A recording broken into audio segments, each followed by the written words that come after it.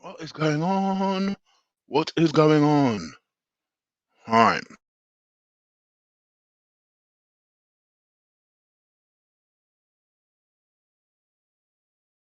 Plugged, yeah, she told me it wasn't working. All right. What up, people? It's your boy Chig from Gooner Eagle Eye coming to you again with a brand new video. I'm hoping this is working. I'm going to keep an eye on the chat just in case. Could you still not hear? Yes, no, maybe so. Can you still not hear? Also not. Tell me once again. Ricken, tell me once again. Can you hear me? Can you hear me? Anyway, I'm going to keep talking until you guys can tell me that you can't hear me. But big up to you guys. I hope you guys are well.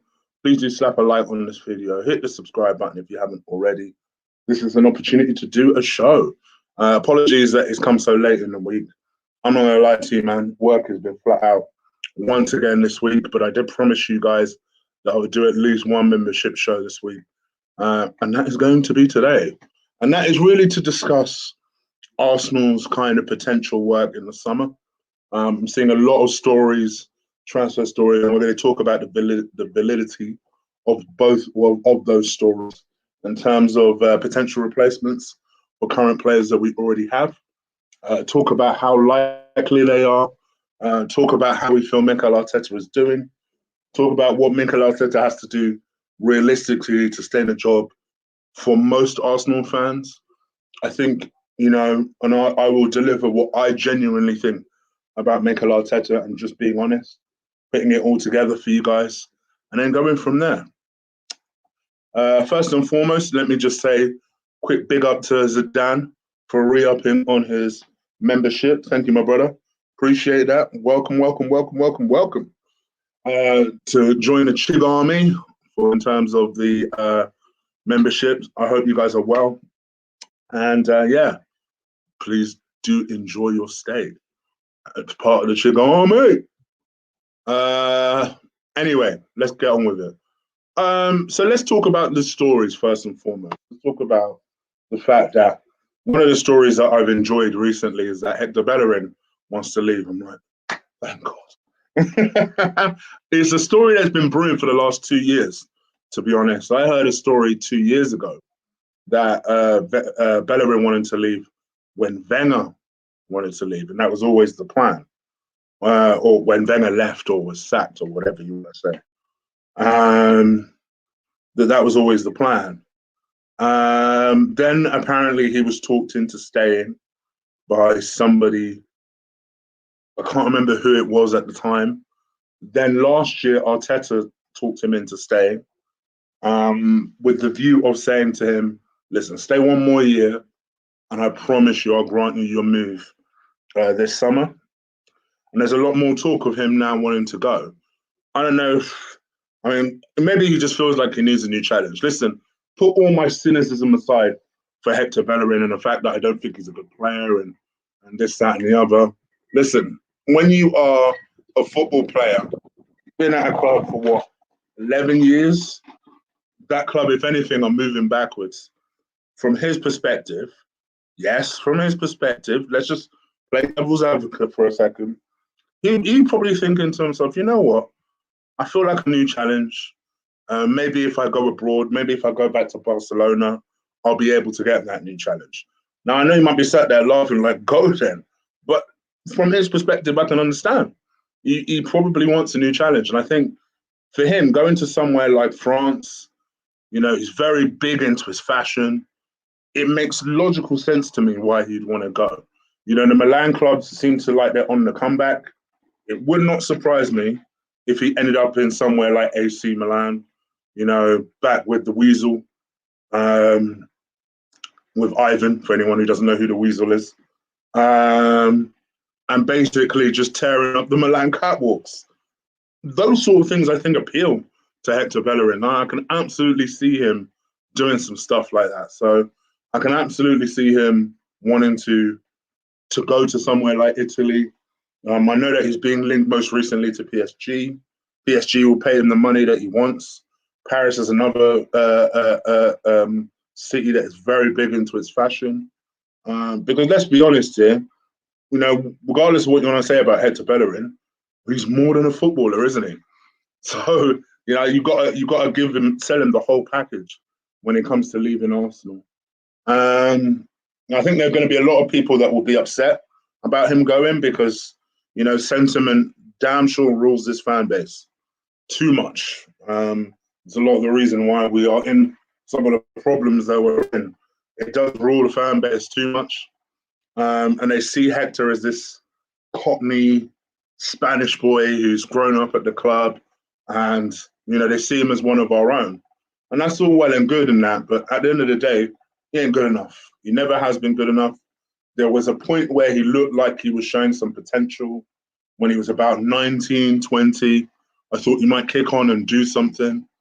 That he's had some really bad knee injuries, 2 specific knee injuries that I remember, and he's just never looked like the same player, particularly the last knee injury that he had. He's never looked like the same player. And you just look at some of the right backs in the league, whether it's Trent, who I know is being heavily criticised these days, but is a wonderful attacking fullback. Lamperty, who I'll come back to, Reece James. You look at some of the, just even amongst our supposed rivals, they have wonderful right backs. And then you look at us with Hector Bellerin, it's just like, and the fact that we are so desperate, our situation is so dire that, we're desperate for Cedric to be the starting right back. Who, don't get me wrong, I think Cedric is better than Hector Bellerin, but he shouldn't be the standard of right back that we should be looking to replace him with. But that's the situation we're in. We have to try and figure this situation out. And we've all come to realize how important that position is to certain players like Nicolas Pepe, who need that right back to be as active as possible to allow him to do his thing.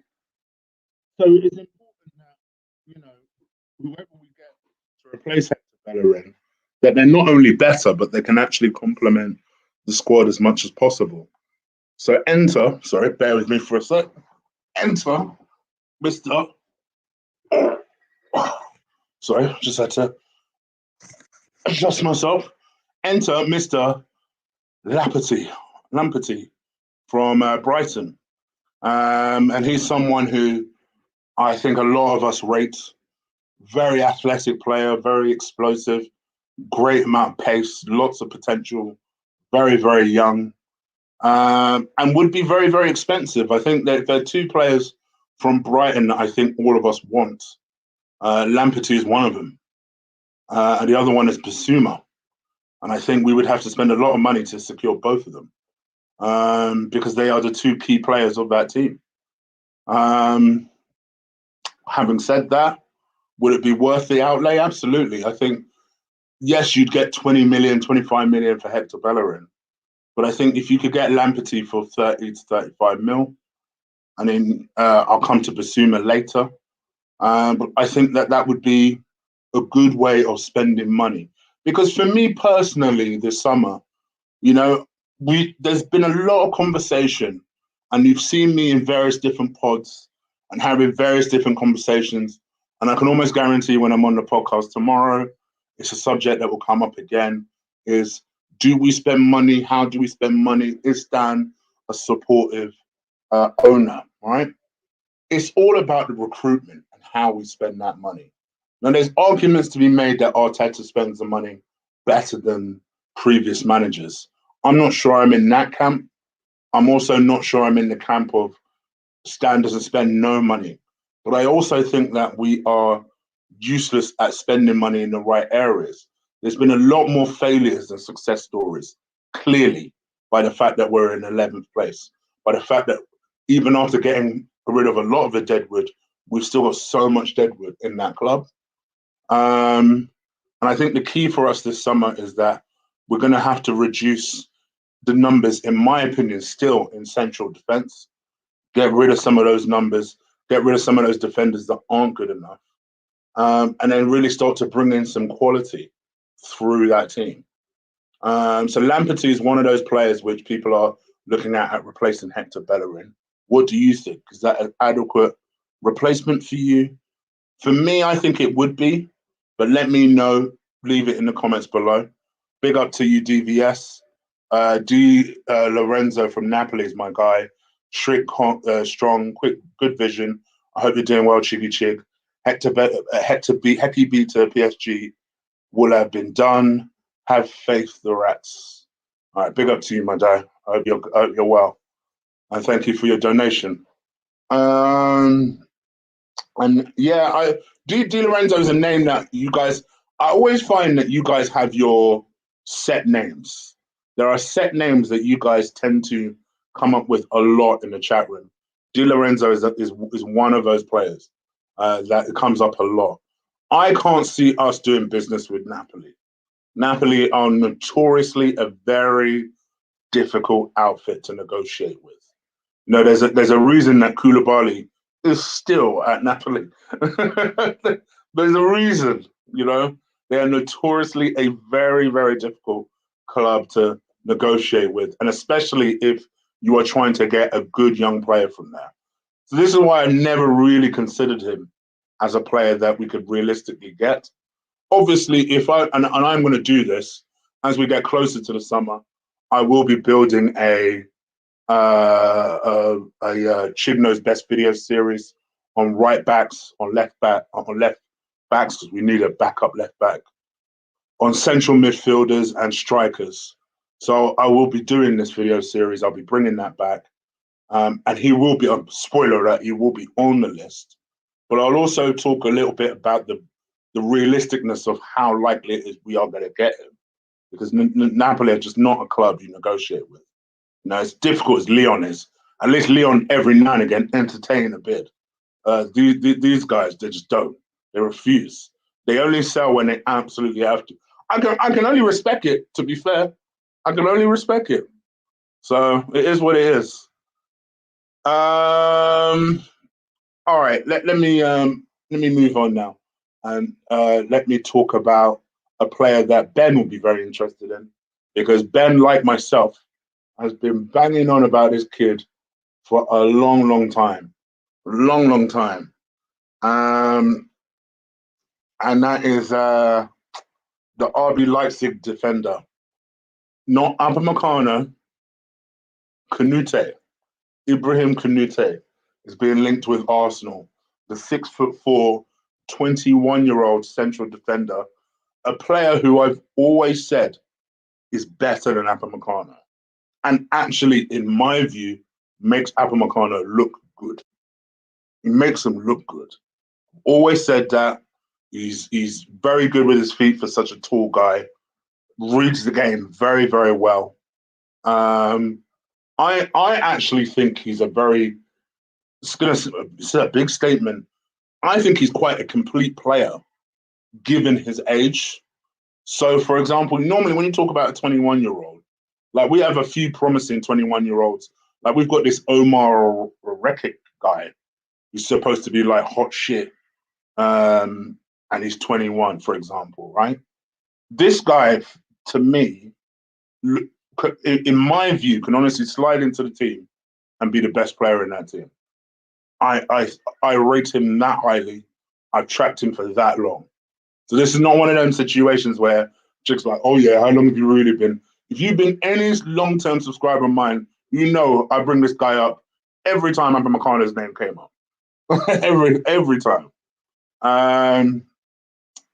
Very good defender, tall, lots of presence about him, very much a captain type of material in the way he kind of commands the defense. The only problem is we have 8 defenders. Even if you said, all right, well, Mustafi's gone.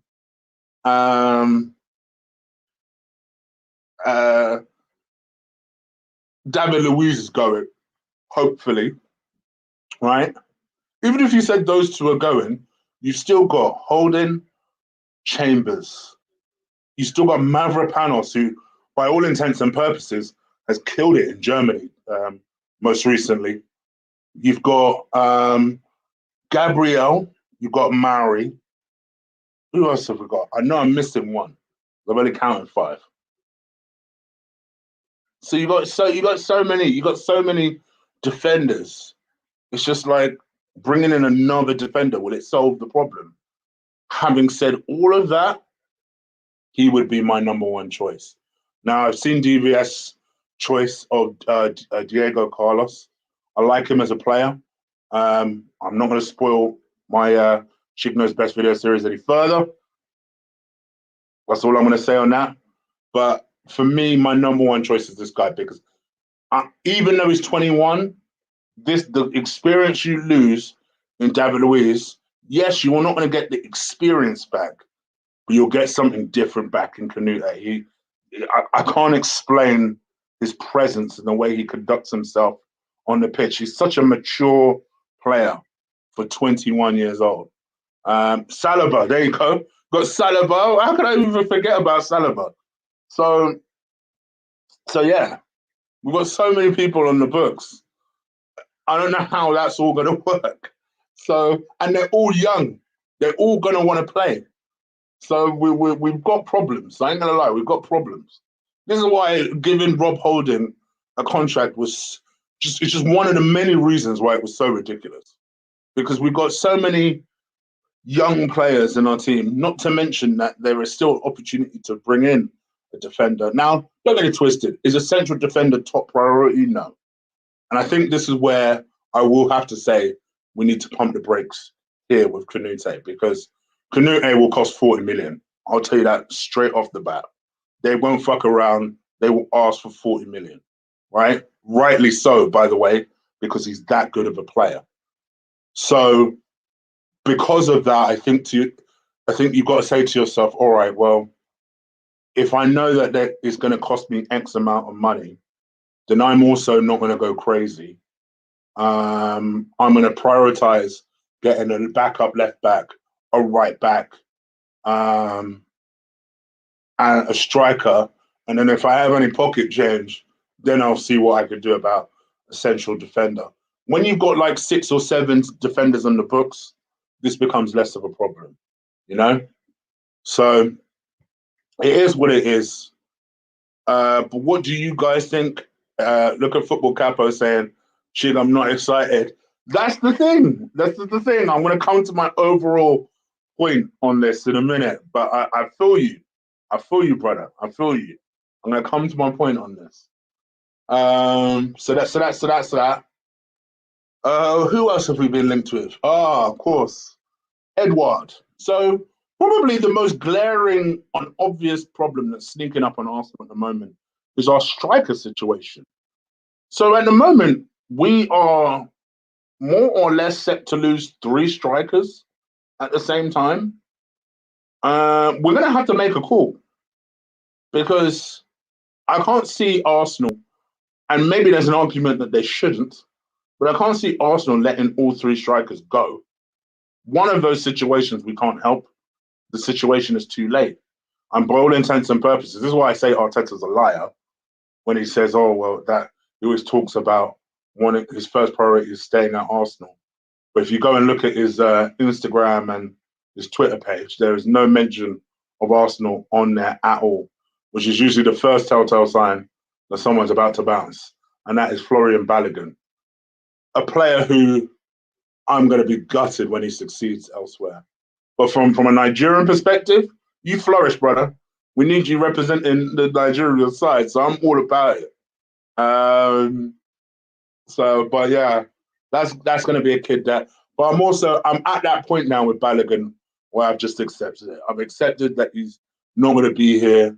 It's another one of those what ifs from Arsenal. Another one of those missteps. Another one of those genius moves from Arsenal. And I give up bitching about it. Then you've got Eddie, who, bless him, no matter how much he tries, is not going to score for you. I don't care how long it takes. You know, and I think what's interesting about the Eddie situation is this was when his confidence was high. so now that his confidence is seemingly shot with kind of getting into squads and not getting into squads, there ain't no way this guy's going to be producing for you. and he's only got a year left on his deal as well. I still think if you offered him a deal, he'd sign it, but there's no way he deserves a new deal. So out of the three that probably deserve a new deal, to be honest, based on form, is probably Lacazette. Would I give him a new deal? In normal circumstances, I'd say no. In normal circumstances, I'd say, you know, he's 30 now. I think if you gave him a new deal, I think he'll do an Aubameyang, Ozil type of situation, and he'll just switch off. And the effort that he's putting in now will dramatically decrease. I think all of us can see it coming from a mile away. But when you add to the factor that we're in a similar situation with Eddie, and we're in a situation with Balogun where he's about to bounce, you're like, damn, well, what are we going to do then? So I think something's going to have to give. Ben, I've offered to pay him a few times. He keeps refusing. I've offered to pay him a few times. So yeah, I'm coming to the round to the idea that maybe keeping Lacazette wouldn't be the worst move. I don't know, man. So then you think to yourself, all right, so what, you look around, who is there realistically to replace Lacazette? Now, this might be the video series I start with soon. When I say soon, I'm going to wait for some of my work to die down. And maybe in April, I'll start my video series about Chig Knows Best. And I'll start with strikers. And one of those choices is certainly Eduardo. This is a story that's been going around for a while. We know that pretty much all the teams in the Premier League are very interested in Eduardo. They just called him Eduardo, didn't they? We had an Arsenal striker called Eduardo. That's why it's in my head. Ousmane Edouard. And, you know, he supposedly had a poor season and he scored more than 20 goals this year. Let me tell you something. I want a striker that is poor like that. Give me a poor striker that gives me 20 goals a season. Shit. I know he had a really slow start to the season because apparently he was really affected by the speculation around him leaving last year. And apparently he was really disappointed that he didn't get this big move last year. So it took him a while, supposedly, to get going. So by the time he got going, I think it was like October. By that point, Rangers were already running away with the league. And you kind of the rest is history. But I think since then, I think he's got like 21 goals, 22 goals. And one would say, all right, but that's in the Scottish League. Brother, he scored a few in the Europa, you know. He scored a couple in the Europa. So I like him. I think he's a good player. Very kind of Ian Wright-esque. Not like in an Eddie Nketiah way, in an actual Ian Wright-esque. In the sense I think he's a bit of a good all-rounder, very nippy, very strong, got good centre of gravity, got good intelligence about him. Still young, 24 years old. But he's also at that age where you're kind of hoping that if he comes into the team, he's really going to have to hit the ground running. He's not 21 years old, if that makes sense. If you're like 21 years old, 21 years old, you've got a little bit more time to kind of, like, you know, the way that what they're doing with Havertz right now at Chelsea, who I know is not a striker, but they know that he's young, will eventually come good, do you know? Whereas with a 24-year-old, you're kind of hoping that, all right, you got to be about that life straight away. So yeah, it'll be interesting to see if he can adapt to it. But that's apparently the favourite to replace a Lacazette or an Eddie Nketiah should they leave. Again, what do you guys think? Let me know. He's a player I like, and let's be real here. Price-wise, he suits us. You know, supposedly he was going for 40 million last year.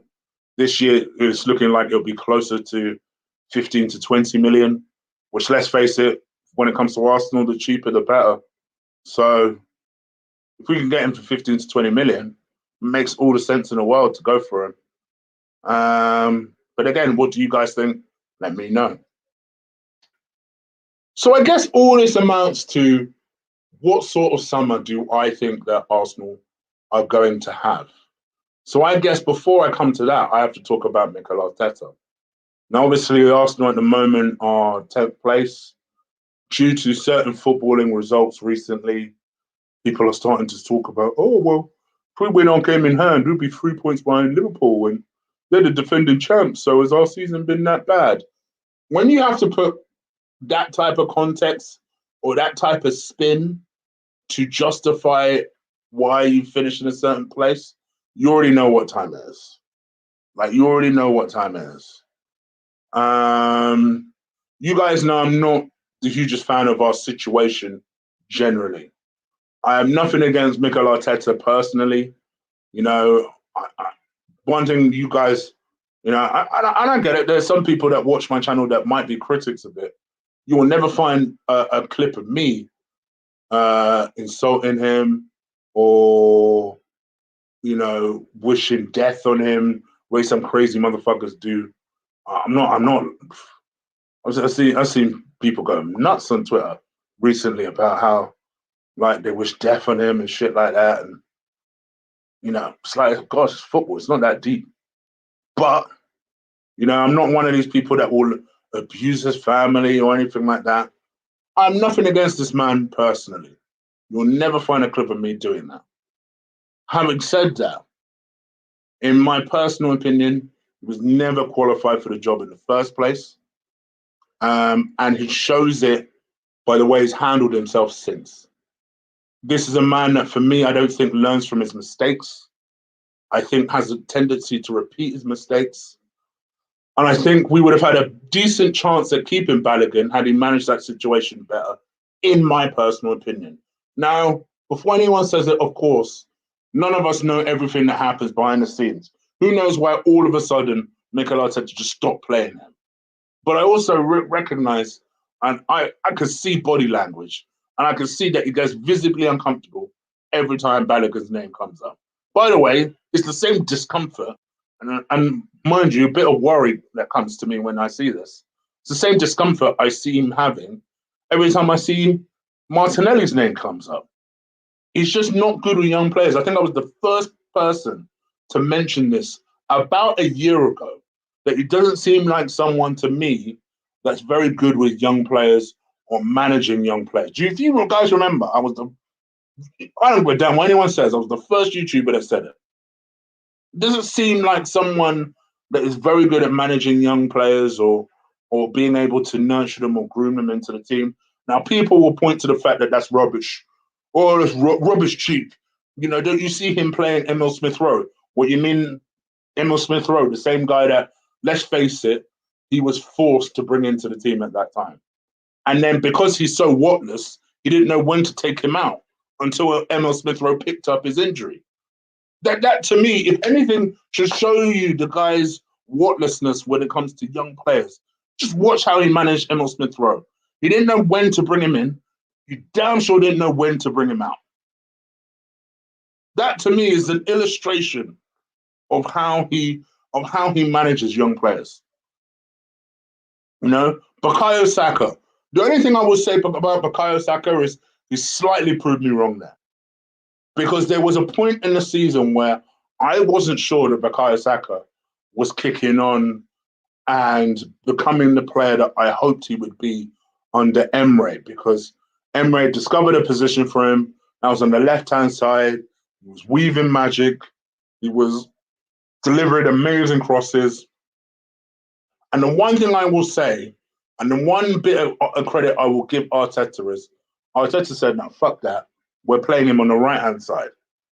And playing him on the right-hand side has actually given him more mystique, more intrigue in playing him on that right-hand side. Because on that left-hand side, he had one trick, bomb down that left, hit across. Playing him on that right-hand side, now you can do it. You're a little bit more unpredictable, because now you can go different ways, because Saka has the ability to use his right foot. Obviously, we know he's left-footed, but he has the ability to use his right foot. He can then come in and use his left foot. So that's why it doesn't matter necessarily if Hector Bellerin is doing his usual foolishness, cutting into the middle, because Saka can go either way. It doesn't affect Saka, whereas Pepe is more of a winger. He needs that overlap. He needs that overlap. So, forgot where I was going with this. So yeah. So the one thing I will give him was Saka. Saka has kicked on under him. I can't even hate by saying that. I can't hate it by saying that. Saka looks like a dangerous player. He's a player that prior to this season, I see everybody say Saka's the first name on the sheet these days. Prior to this season, we wouldn't necessarily have said that. So I have to reluctantly hold my hands up and say, all right, cool. What other young player can you say? Gabriel, you guys know I'm not yet convinced, but I won't talk too much shit about Gabriel until we see how that plays out. You know, what other young player can we look at? Joe Willock just seemed to fall out of favor with him for no reason. Ainsley Maitland-Niles, don't get me fucking started. And that's just young players. That is just young players. You know, I'm not going to criticize him anymore when it comes to goalkeepers. You know, I still think he picked the wrong goalkeeper, but even I have to admit the goalkeeper he ended up picking at least looks like he's improving, he's developing. And the one thing I will say is I watched an interesting video of his over the weekend where it was just Leno they focused on. And I thought so. I've been saying it. He's communicating with the defense is so much better than it used to be. He's screaming at the defense, constantly talking. Literally every second it was Pablo, Pablo, Pablo, Pablo, Pablo, Pablo. Like that's the only way you improve as a goalkeeper, as a defense, is by constant communication. No, but yeah, listen, DVS, I hear what you're saying. I don't rate Eddie Nketiah either. But I'm also talking about the mismanagement of Joe Willock was never this bad under Emre. Because you guys are making me sound like Lee here, bringing up Emre. But let's just be real here, right? Joe Willock was never this bad under Emre. Never. Never. In fact, Joe Willock, I remember being a goal threat under Emre as someone that, as a decent plan B under Emre. Nelson is, you might as well draw upon one. Honestly, if it wasn't because of he did a video today with Thomas Partey, I would have said, all right, seriously, does someone draw up some wanted posters for Reece Nelson? Because I don't know where he went. Where he went.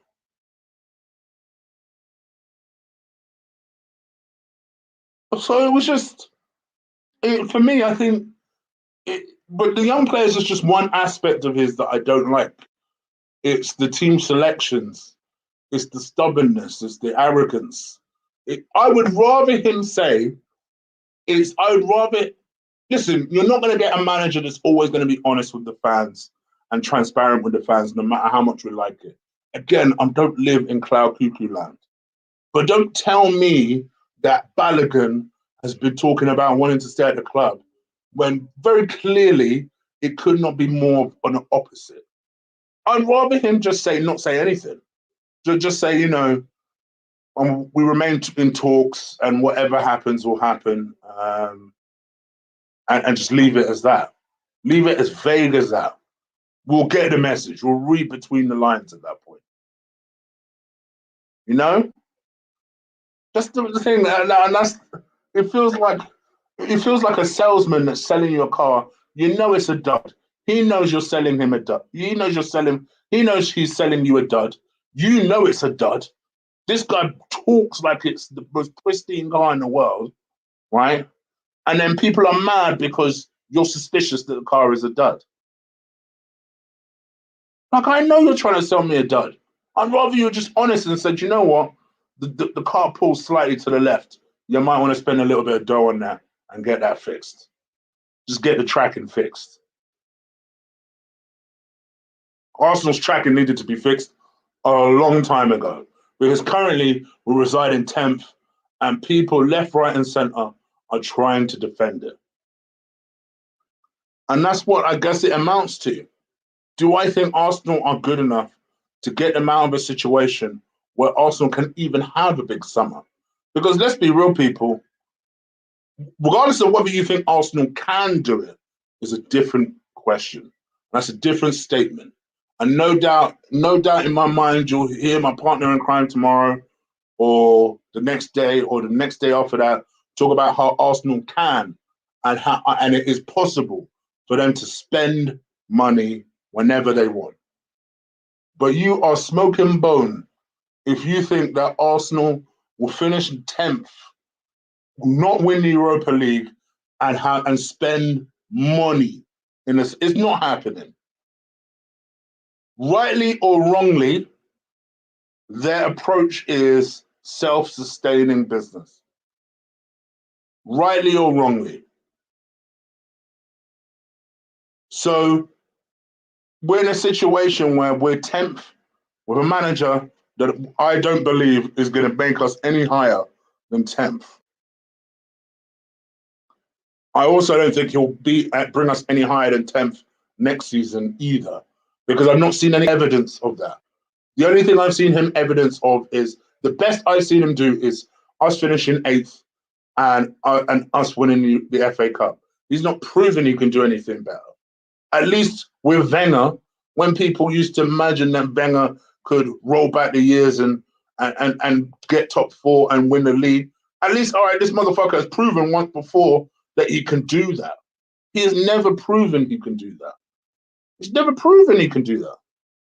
So what why would I, what is there for me to think that Mikel Arteta could do that? Nothing. So I guess my overall question is, do I expect Arsenal to have a big summer? No. I expect it to be a disappointing one. I expect for Arsenal to be linked with the likes of Basuma, linked with the likes of Ibrahim Kanute, linked with the likes of Edouard. Maybe try and negotiate Edouard for weeks and weeks and weeks and weeks and weeks and weeks. Maybe get him for 13.5 million. And that be our most significant purchase that we do. Brace yourself, people. I think this is going to be a bumpy road this summer. And let's just hope that maybe after the 3rd year and you guys are finally convinced that Mikel Arteta ain't worth a damn. I don't care if Barcelona wanted him. So what? Barcelona wanted Ronald Koeman. I didn't see anyone else call for Ronald Koeman last year. Who's a damn? But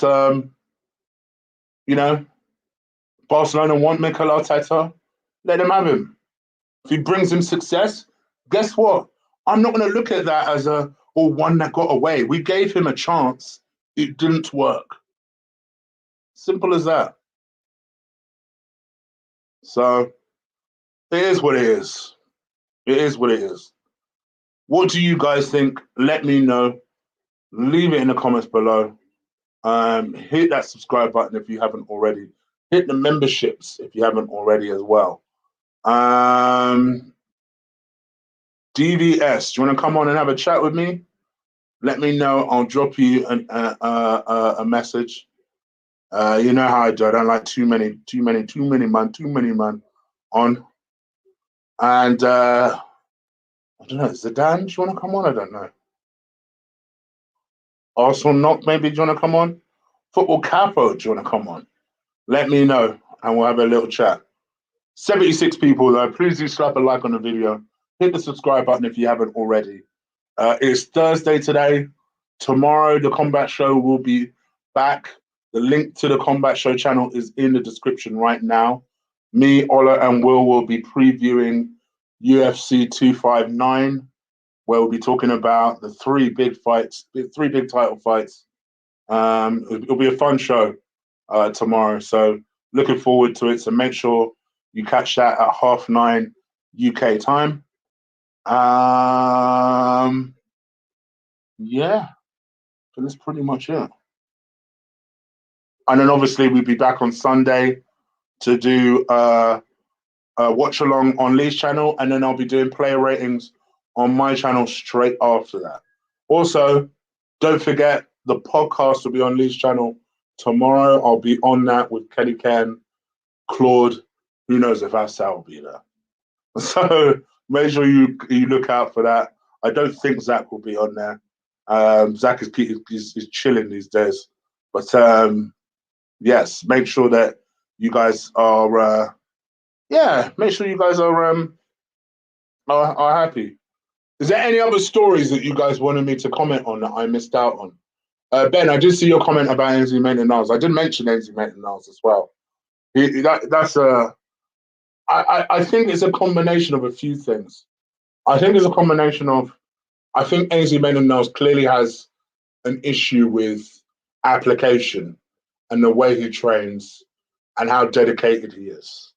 So I will say that because I do think that, I expected him to hit the ground running at West Brom, and it's taken a little while before he's gotten going. So I do think that perhaps that is something to do with his own self-discipline as well. But at the same time, I also think that the guy has literally been played everywhere on the pitch. For me, there's a reason why, apart from injuries, and I'm sure injuries is one of those reasons, but there's a reason why, say, Alex Oxlade-Chamberlain is barely a used player at Liverpool. I get it. I get it. He's a player who, when you look at their midfield, you wouldn't necessarily say Alex Oxlade-Chamberlain. But he was a player at once upon a time who I think would have immediately made an impact in that Liverpool side. But he was literally played everywhere by Arsene Wenger, that he never really became developed in any particular position. He was a master of all positions, he was a jack of all positions, master of none. And that's what's happening with Ainsley Maitland-Niles. This is a player who, once upon a time, looked like he was going to be an amazing central midfielder. And then by hook or by crook, bless him, it looked like, he was finally starting to understand the demands of what it took to be a right back. Then just as he started getting that, then he was played at left back. Then he was played at left wing back.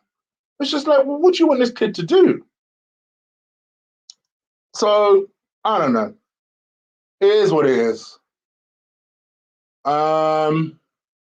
Might head off if my man is still having a smoke, because I weren't going to stay on very long anyway. Because I've got, believe it or not, it's nearly 12 midnight. I've still got work to do. So it's going to be a late one for me. Oh dear. Things I do for work, I tell you. Please do slap a like on the video though. Hit that subscribe button if you haven't already. DBS, you want to come on? All right, cool. What do you have again? Is it Insta you have?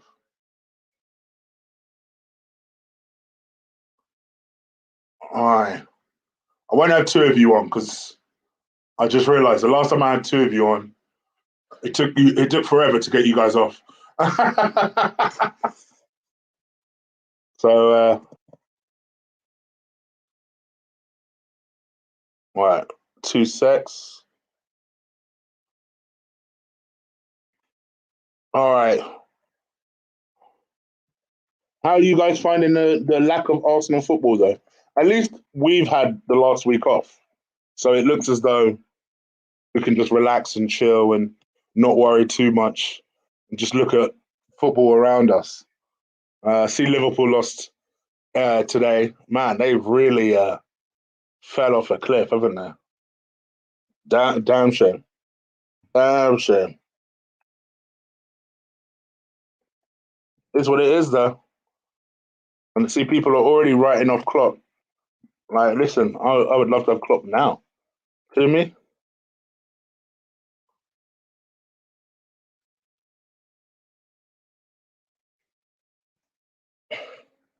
Okay.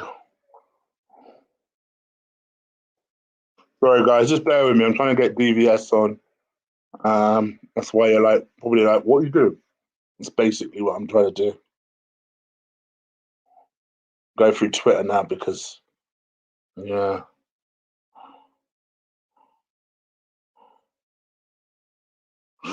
DBS.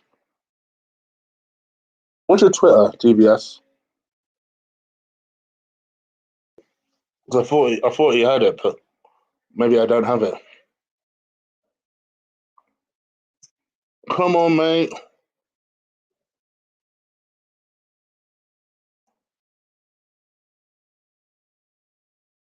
All right, I'll tell you what, DBS. Let's do it next time, yeah? Because I'm gonna head off because I didn't have a lot of time anyway. Sorry about that, guys. I just kept you guys waiting. Um, let's do it next time. I promise. Let's do it next time. Uh, all right. I might do a show tomorrow. Rango, let's do one tomorrow. Let's do it tomorrow. I'll do another show tomorrow. We'll do it then. All right. Are you ready? Yeah. All right. Flipping heck, DBS. All right. Hold on. He decided to bring up his name. Hold on. One sec. One sec. One sec.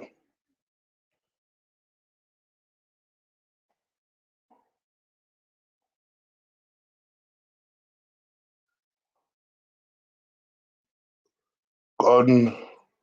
Gordon Green.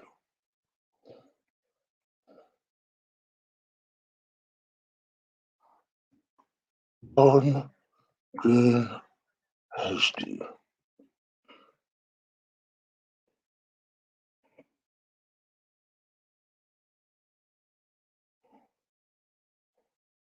Okay. Hold on one sec.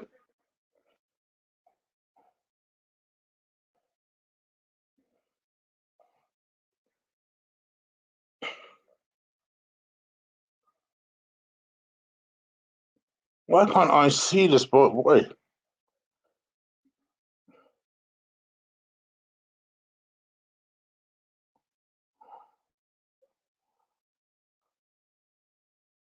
All right, here we go.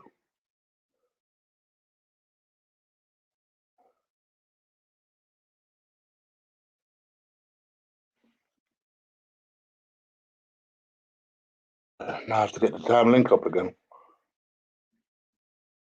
So professional out here. Look at this.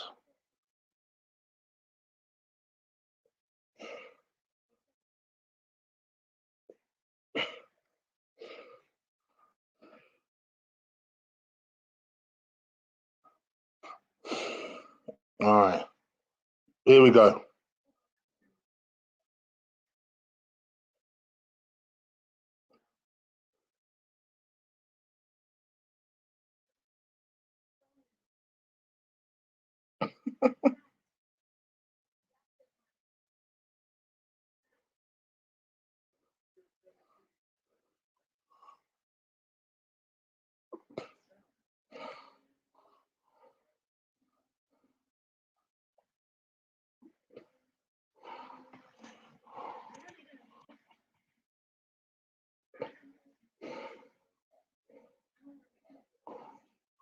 All right. Okay. Sorry, guys. It's wildly entertaining for you guys, I'm sure.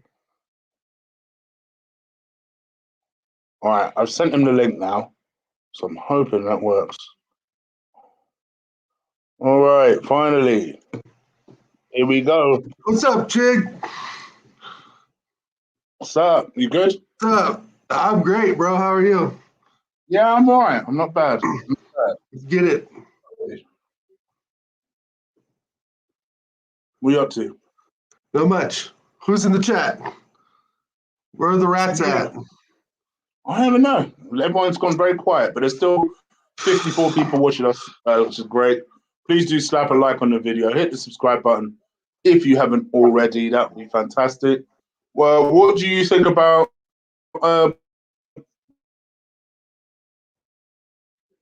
Say that again. You broke up a little bit.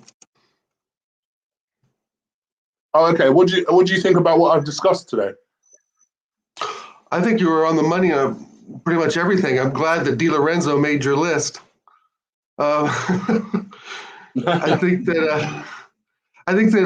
the whole Arteta thing is talked over so much. We're done with him. I don't even. What's there more to discuss? He's not going to get us past eighth. I don't trust him with money. I don't trust the recruiting system with money. And I'm not sure, if we need a striker, we have Martinelli. Yeah, yeah. No. I think that might be the way they're going because obviously I think there's a lot of high hopes for. I think they brought in this really tall German striker. I forgot his name, but he plays plays for the under-23s at the moment. But he's supposed to be really really good. Like people think that he's going to be a top Premier League striker. So maybe they might just decide to just go with youth. I'd be surprised though if they lost three strikers, unless the plan is to keep Eddie, of course. But if they lost three strikers in Balogun and Lacazette and in Eddie and didn't bring in anyone, I think that would be a tough sell. Yeah, with Aubameyang being, 31 years old, and he could get injured. Yeah. Yeah. I wouldn't mind, I guess, Lacazette for another season or two. I just don't want to tie him up into like a 4-year contract. Yeah, I don't think that would happen. I'm talking about the same club that gave Willian a 3-year deal, so who knows? Right. Anything past a 2-year deal for Lacazette is a stretch for me. And I don't really care if he goes, to be honest. I'm not attached to the strikers like I used to be back in the day, We've been screwed over by so many before, or maybe not us. I guess us, the fans, have, because we have high expectations for players like Shamak and, Eduardo, right? Wasn't that the poor bloke who got his ankle broken? Yeah. Back in the day. We had so much high hopes for. Yeah, that guy was. I think even a player like that now would be pretty good, And in the end, I think it was a mistake to let Giroud go so soon. Yeah. I would have rather have kept Giroud, loaned Eddie out longer, and have Giroud, Aubameyang, and Lacazette. Yeah. But that was the condition of getting Aubameyang, though, wasn't it?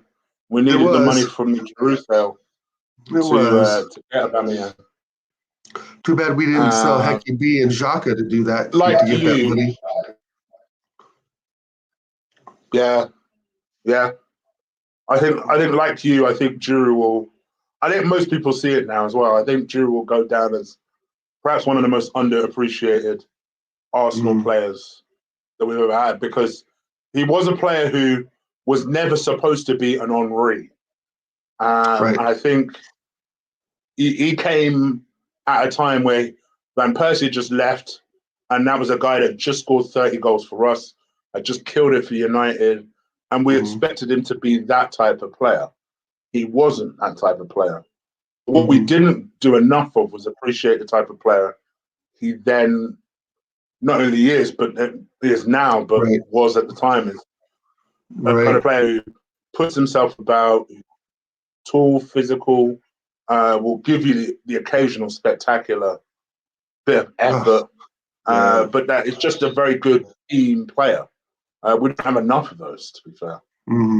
Just a solid athlete all the way around. You look at some of the acrobatic goals and headers, just incredible. It just, and I thought he would be, and I thought he was a decent replacement for Van Persie, to be honest. I was, of course, a little skeptical the first season or two, like we always are, but I always thought after a year and a half at the club and he started playing consistently, I started, like I said in the chat earlier, have the feeling at least that we were going to compete, or at least we were going to win a match because Wenger knew how to set up the team. And when I see Giroud on the team sheet, you kind of can think that, okay, we are going to score a goal today at the minimum. We had Cazorla, Sanchez, Giroud, we're going to get a goal, right? And I just don't feel I have that confidence anymore.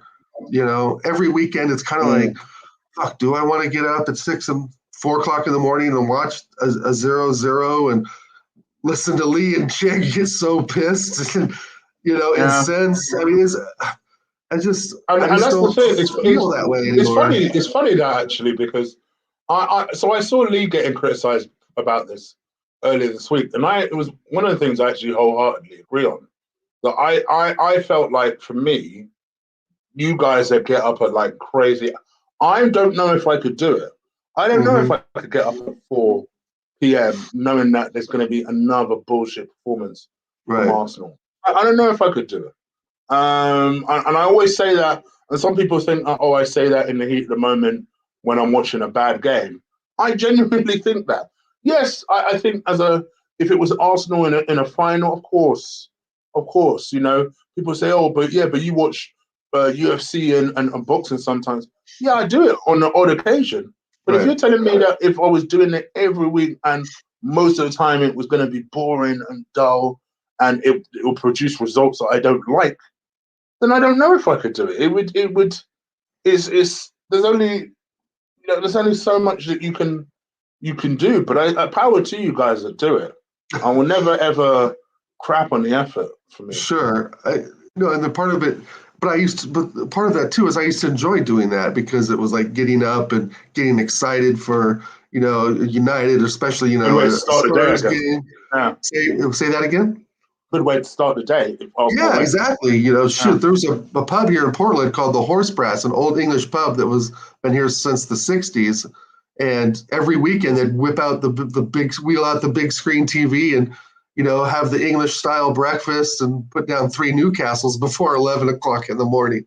But I have no desire to do that. Well, with COVID, but I have no desire to do that anymore, you know, because I don't want to go through such the effort to go watch a shit performance.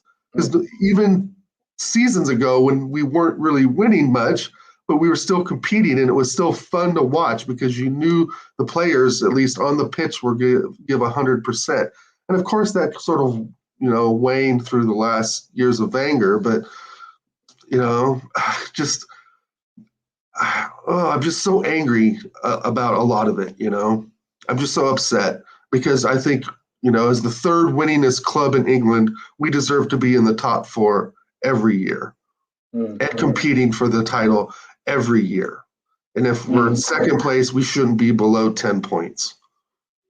Shouldn't be below 9 points. 6 I can understand. Maybe 9 I can understand. But anything, you know, if we're in 2nd place and teams are beating us by 16 to 20 some points, it's like what's the use of being in 2nd, I guess, right? But that's a whole nother discussion. Exactly. But I'm loving what I'm seeing with Liverpool. I love it when the kingdoms fall, man. I love it when the empires fall. You know, you say that, but I think it would be interesting to see from that perspective. I know Arsenal fans will look and compare what those American owners will do versus what our American owners will do, in the sense of, you know, they'll because they've always said, oh well, Liverpool American owners invest, so why can't ours? And they always compare. So I think for Liverpool there'll be obviously a lot of pressure for them to spend money on a defense that is just more than Van Dijk, a striker that is more than just Firmino, you know, and Salah. You know, it's I think they've clearly got to beef up certain areas of their squad. And I got a quick question. Sorry to interrupt you. Do you think Mbappe is a realistic target for Liverpool? Mbappe? No, I don't. Okay. Go ahead. I think I don't. Supposedly he really likes Liverpool as a side, but he also likes Arsenal as a side. Yeah. Do you know what I mean? Yeah. So I think he's either going to stay at PSG a little longer or he'll go to Madrid. I don't see him doing anything else, to be honest. Sure. I don't even necessarily see him going to City, to be honest. Sorry to get you off track there on your Liverpool clap. No, that's all right. That's all right. So yeah, I think it'll be interesting to see how they recover and Mm-hmm. what they do to put themselves back into contendership. Because I will say this: Stan will be under pressure if Liverpool do spend money. Let's say Mm-hmm. Liverpool finish fifth, for example, and they Mm-hmm. spend money to try and obviously get themselves back to where they feel that they should belong, which is at least in the Champions League, you'd have thought. Right, for sure. It'll be questions will be rightly asked of Stan. Like, hold on, Mm-hmm. motherfucker, how can this happen? So, yeah, it will be interesting to see what happens. Yeah, as I'm not, being American living here, there's not a lot of talk. I don't know which ownership group has more money than the other. I don't know if the Henry Sports Group is worth more than Kroenke's. I don't know that. I guess I could Google that information. But yeah, I guess that's right. We've got to look at Liverpool and their ownership system and their process, right, as a way to integrate that into ours. But I think that with people like Vinay and Edu at the helm, and even the old school board, excuse me, you've got a lot of people to convince of change. And I think that's something we're constantly talking about every weekend is the change, right? We want to see change. We want to see newer, younger owners, maybe more opportunity for a more experienced elder director of football, right? Or maybe a legend. I'm very much I'm very much for David O'Leary coming in and taking Edu's spot, but I don't want a Vieira or Henry as a manager, simply because I don't want them to get the Lampard treatment. I couldn't imagine Henry getting sacked as manager of Arsenal. I think that would, to me, like really tarnish some of his legacy, unfortunately. There's just some jobs, like Arteta's unwilling to admit, they're just too big, right? There's just some jobs that are just too big, and I hope in the future, like Vieira and Henry, see that, because I would rather have Henry as like a striking coach, right? Or Patrick Vieira as a defensive mid specialist coach.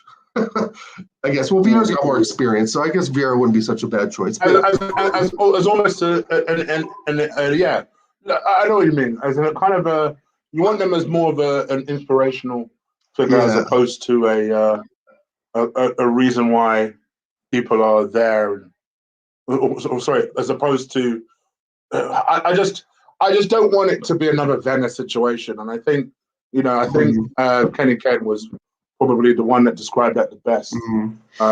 Really, in the sense that he's always said that he never wants people in the coaching setup because he doesn't want it to be another Wenger situation where people are finding it difficult to sack him, and be honest. And, right. Somehow we found ourselves in that situation with Mikel Arteta, but that proves his point that it doesn't matter the level of success that players had. People will always look through rose-tinted glasses, as opposed to Emre. People were cold from day one when it came to Emre about what should or should not be done. And my honest assumption of the Emery sacking was literally that fan pressure and his lack of English. I can't think of what else it would be. Some of the football was boring, but we were winning games, and the guys got trophies. I mean, I was a little when they first brought Emery in, I was like, oh, okay, that was a little bit out of the blue, but I wasn't severely objectable to it. I wasn't anti. Yeah, I think the Emery thing. The Emery thing, I was more relieved about because, ironically, I didn't want Mikel Arteta, so I was I was very relieved when Emery came on board. Not because I felt he was going to be the be all and end all, but I just wanted a manager with a level of experience. The history of winning things. And yeah, and I think, funnily enough, I think his biggest problem was he lost the dressing room very quickly. And I think it's always difficult to recover when you lose the dressing room. But yeah, I don't know. I don't know. The only coach I can think who's currently recovering in the dressing room is Ole Gunnar Solskjaer. I mean, man, he was he was like in the grave almost, and he's kind of brought himself back to life, I think, a little bit. Wouldn't you agree? Funny enough, that's where his legend status has worked for him. Yeah. Because ultimately, you can't ridicule someone that has won the things that he's won. Right. So they've gone on win streaks, and they're not a bad squad.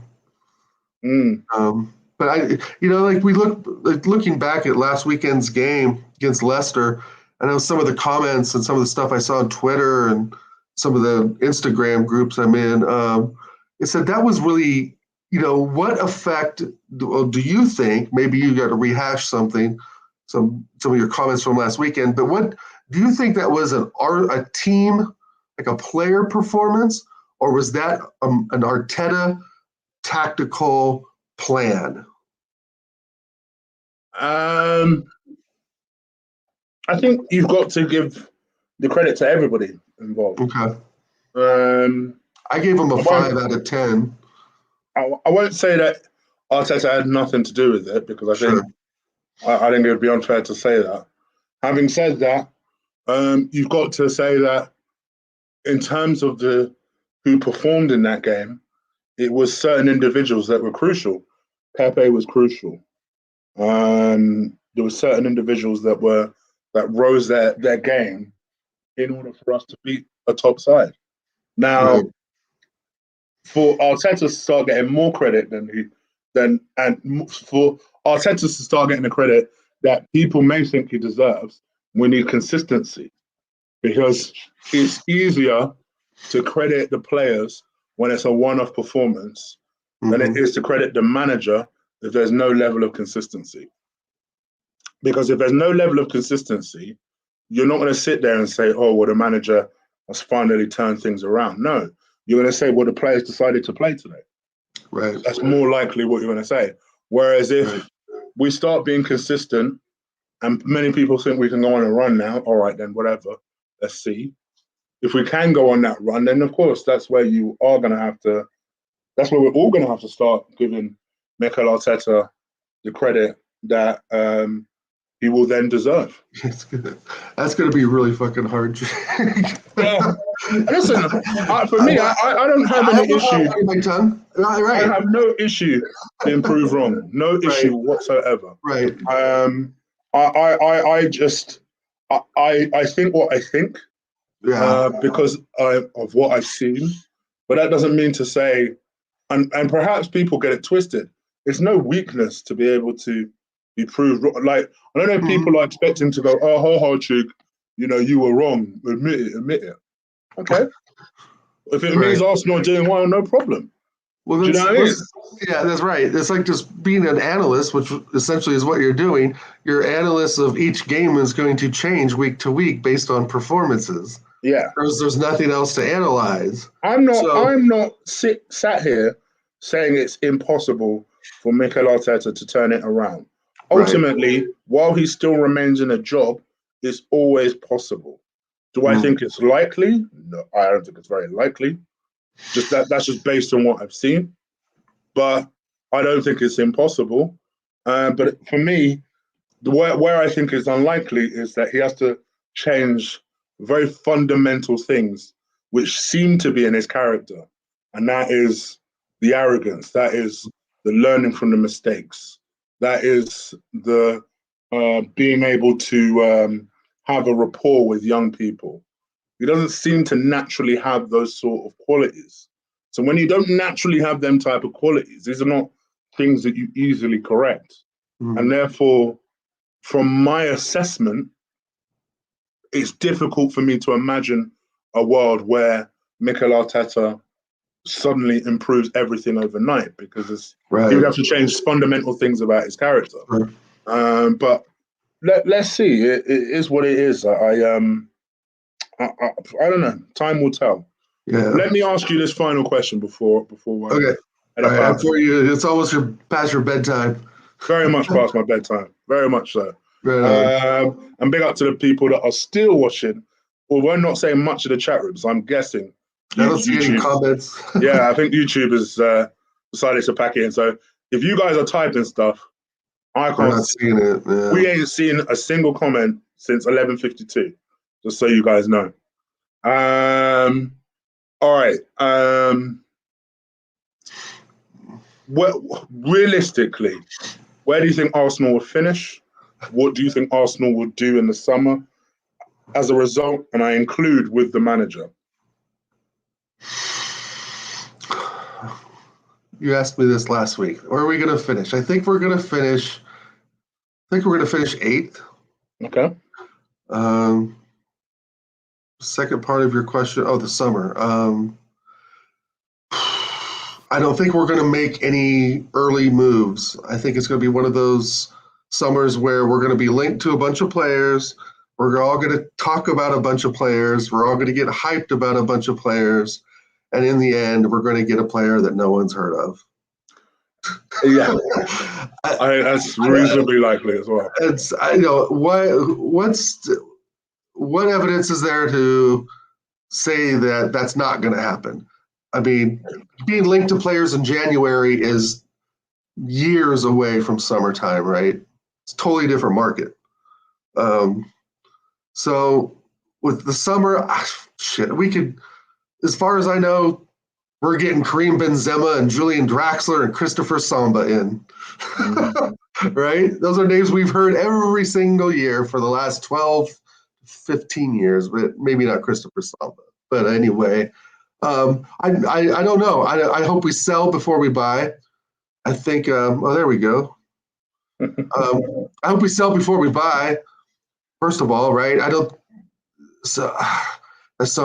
know, man. I don't know. The summer's going to be a tough one. It's going to be a really tough one, but we have to sell before we buy.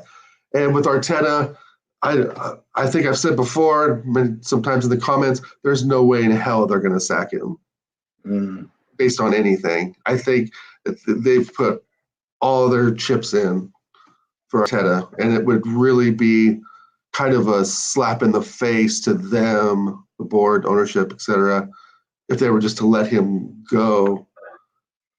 I agree with you. I don't see them sacking him, certainly this summer. I don't see it. Yeah, I think we would already hear links to another manager. I think it would have been done. Or would have been done.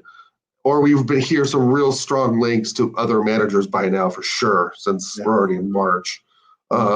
Allegri must be taking a very extended vacation, and I don't blame him. As for coaches, I know people floated around Luis Enrique. I don't want him. I still want Ancelotti. I hope Everton, doesn't realize the gem they have, but I think they do.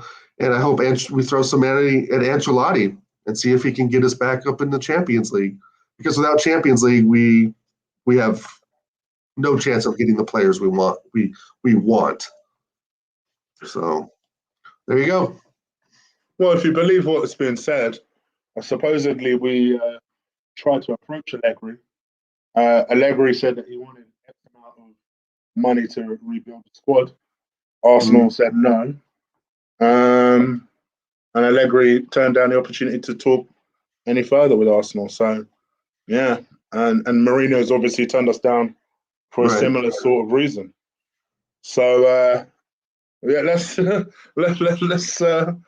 see. It's not looking positive when you look at it like that. That's for damn sure. Yeah, I need to be the bearer of bad news, but I just, but I still have faith in the squad. I still have faith in Abba. I still want to get behind him, even though he's in a slump. But is he really in a slump? If you look at some of his numbers, it still kind of averages out as some decent goals per game. But hopefully he can get better. Hopefully, everybody can improve. Hopefully, Willian gets better. Hopefully, this last weekend was sort of a wake-up call for him to sort of get himself, better positioned to actually contribute, do something. So yeah, we'll see. Who we got? Burnley this weekend? Yeah. Yeah, that's going to be interesting. At Burnley, right? Mm. Yeah. Well, hopefully Pepe can just give him that smoke, baby. Terrorize them. Terrorize him. I don't want to sit back. I don't want to sit back. Quick prediction for that? 3-0 us. Okay. All right then. Well, that's pretty much it. Yeah. I am going to do a quick bit of hour of work before heading to bed.